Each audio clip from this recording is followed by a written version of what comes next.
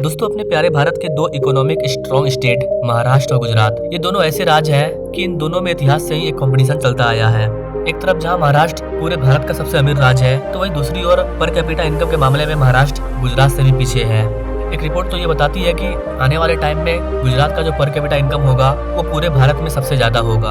हालांकि महाराष्ट्र और गुजरात दोनों अपने हिसाब से ग्रो कर रहे हैं, लेकिन महाराष्ट्र के कई सारे लोगों का कहना है कि गुजरात की वजह से महाराष्ट्र पीछे जा रहा है। तो आज के इस वीडियो में हम लोग जानेंगे कि क्या सच में गुजरात की वजह से, गुजराती की वजह से महाराष्ट्र पीछे जा रहा है, या फिर महाराष्ट्र के पीछे रह जाने के पीछे कोई और वजह है। आखिर फैक्ट्स, रिपोर्ट और डाटा क्या कहती है।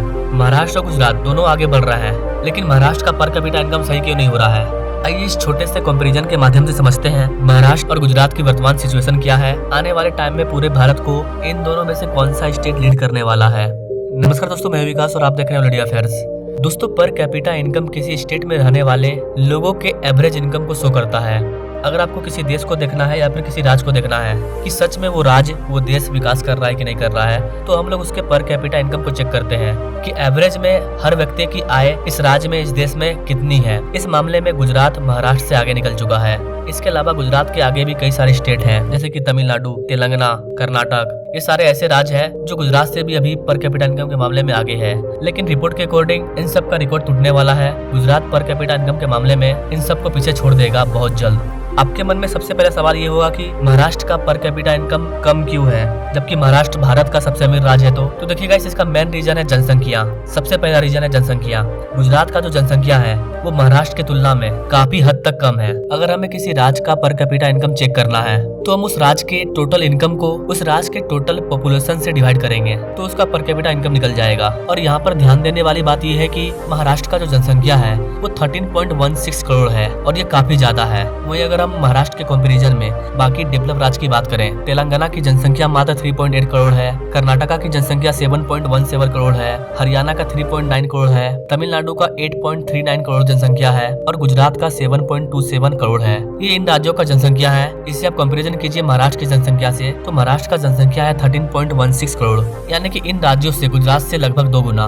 तो जनसंख्या ज्यादा होने की वजह से महाराष्ट्र का जो पर कैपिटा इनकम है वो काफी कम है। अगर हमारे पास रोटी 4 है और खाने वाले 4 हैं, तब तो सबको एक एक रोटी मिल जाएगा। लेकिन अगर खाने वाले की संख्या 8 है, रोटी अगर 4 ही है, तो सब में आधा आधा बटेगा। वही अगर रोटी अगर 4 है, खाने वाले 100 हैं, तो सबको बहुत ही छोटा छोटा पार्ट मिलेगा। ठीक यही चीज हो रहा है महाराष्ट्र में। जनसंख्या ज्यादा हो रही है, जिसकी वजह से पर कैपिटा इनकम कम हो रहा है। दूसरा सबसे बड़ा रीजन मेरे को ये लगता है कि महाराष्ट्र का जो ज्यादातर पैसा है वो बड़े बड़े आदमी के पास है, किसानों के पास नहीं है। जैसे कि अंबानी ले लीजिए, एशिया के सबसे अमीर व्यक्ति। इसके अलावा भारत के कई सारे बिलियनियर्स महाराष्ट्र में ही मौजूद हैं और इन चीजों की वजह से महाराष्ट्र भारत का सबसे अमीर राज्य तो बन गया, लेकिन पर कैपिटा इनकम के मामले में पीछे रह गया।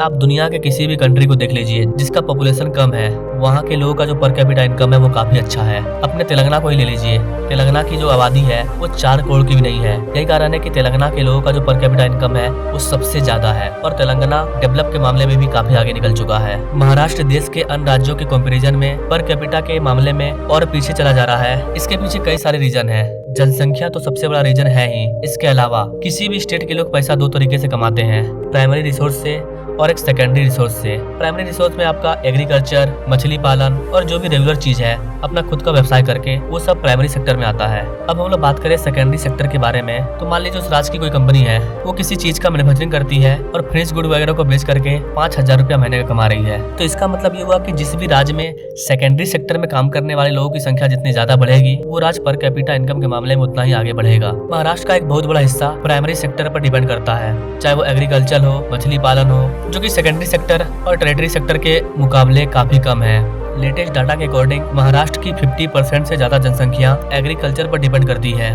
और ये जो प्राइमरी सेक्टर है इसका पूरे महाराष्ट्र के जीडीपी में शेयर मात्र 13% है। यानी कि महाराष्ट्र के ओवरऑल जीडीपी का मात्र 13% शेयर है एग्रीकल्चर वगैरह प्राइमरी सेक्टर का इनकम, जबकि इसी 13% में महाराष्ट्र के आधे से ज्यादा लोग डिपेंड करते हैं। इसके अलावा एक और रीजन ये है कि महाराष्ट्र के जो किसान हैं वो अपने खेती के लिए पूरी तरह से मानसून पर डिपेंड करते हैं। अगर पानी पड़ता है तो खेती होगा, अगर पानी नहीं पड़ता है तो खेती नहीं हो पाएगा। महाराष्ट्र में खेती करने योग्य जो जमीन है वो करीबन 244 लाख करोड़ है, लेकिन महाराष्ट्र की जो वाटर रिसोर्स है वो मात्र 43.2 लाख करोड़ के हेक्टेयर में मौजूद है। तो ये भी एक बड़ा फैक्टर है। वहीं अगर आप अदर डेवलप कंट्री को देखें तो वो लोग प्राइमरी सेक्टर के बजाय टेरिटरी सेक्टर में काफी ज्यादा जोर दे रहे हैं। इसमें आपका तमिलनाडु, तेलंगाना, कर्नाटक ये राज्य आता है, जिसमें आपको सर्विस मिल जाएगा, एक्सपोर्ट मिल जाएगा, मैन्युफैक्चरिंग मिल जाएगा। ये सारे सेकंड रिसोर्स में आता है। इसके अलावा महाराष्ट्र का पर कैपिटा इनकम पीछे जाने का एक और रीजन ये है कि महाराष्ट्र सरकार का जो डेट है वो भी बढ़ते जा रहा है। किसी भी राज्य में डेट यानी कि कर्ज उतना ही बढ़ना चाहिए जितना को वो आसानी से पे कर पाए। महाराष्ट्र का डेट करीबन 7 लाख करोड़ रुपया है, जिसमें से महाराष्ट्र सरकार को 48,000 करोड़ रुपया सिर्फ इंटरेस्ट के रूप में चुकाना पड़ेगा। तो आप जरा सा सोच करके देखिए, 48,000 करोड़ रुपया सिर्फ आपको ब्याज भरना पड़ेगा। तो ये तो पैसा राज्य का ही जा रहा है। इसलिए ज्यादा कर्ज लेना भी किसी राज्य के लिए ज्यादा बेटर नहीं होता है। अब अगर महाराष्ट्र के सबसे बड़े प्रॉब्लम की बात करें तो वैसे आपने एक वर्ड सुना होगा FDI। ये किसी भी राज्य की ग्रोथ में बहुत ही इंपॉर्टेंट रोल प्ले करता है। FDI यानी कि फॉरेन डायरेक्ट इन्वेस्टमेंट। विदेशों से जो पैसा आ रहा है वो कहाँ आ रहा है? महाराष्ट्र में आ रहा है या नहीं आ रहा है? नहीं आ रहा है तो क्यों नहीं आ रहा है? गुजरात में क्यों आ रहा है? ये सबसे बड़ा मुद्दा है।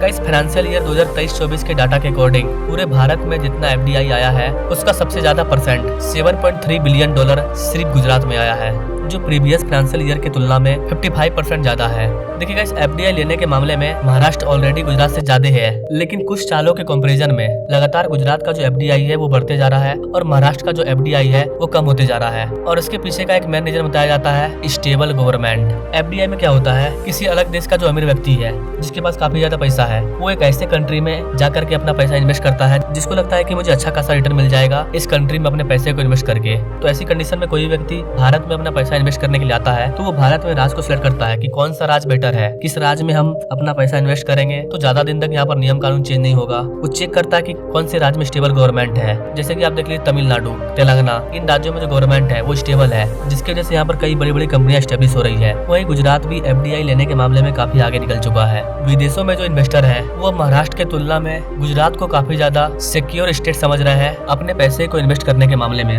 क्योंकि गुजरात में पिछले 1-2 दशक से एक स्टेबल गवर्नमेंट मौजूद है, जिसके वजह से कोई भी नियम चेंज नहीं हुआ है। सरकार वही है, नियम वही है। इसके थ्रू जिन भी लोगों ने यहाँ पर अपना पैसा इन्वेस्ट किया है वो लगातार आगे बढ़ते जा रहे हैं। जिस राज्य में जितना ज्यादा FDI आता है वो राज्य उतना तेज गति से आगे बढ़ता है, वहाँ पर इकोनॉमिक एक्टिविटीज बढ़ जाती है और इसके वजह से स्टेट में कई सारे नए जॉब क्रिएट होते हैं, जिससे कि हर एक व्यक्ति को जॉब मिलता है। जॉब मिलने से व्यक्ति का जो पर कैपिटा इनकम होता है वो भी सही हो जाता है और फाइनली उस राज्य का जो पर कैपिटा इनकम है वो बढ़ने लग जाता है। लेकिन महाराष्ट्र के केस में क्या है कि महाराष्ट्र का जो पर कैपिटा इनकम है वो लगातार धीरे धीरे नीचे जा रहा है और गुजरात का जो पर कैपिटा इनकम है वो आगे बढ़ते जा रहा है। फाइनेंशियल ईयर 2024 में गुजरात को 55% का FDI मिला है, जो इस बात की ओर इशारा करता है कि वहाँ की जो गवर्नमेंट है वो अपने इन्वेस्टर को काफी ज्यादा छूट दे रही है, उनको भी फायदा हो रहा है और उनमें एक विश्वास जग चुकी है कि यहाँ पर पैसा इन्वेस्ट करने के बाद हमारा पैसा नहीं डूबेगा। इसके वजह से गुजरात में कई सारे बड़े बड़े इन्वेस्टमेंट आ रहे हैं और गुजरात का पर कैपिटा इनकम भी बढ़ रहा है। इसके अलावा एक और रीजन ये है कि महाराष्ट्र लंबे समय से एक पॉलिटिकल क्राइसिस को झेल रहा है,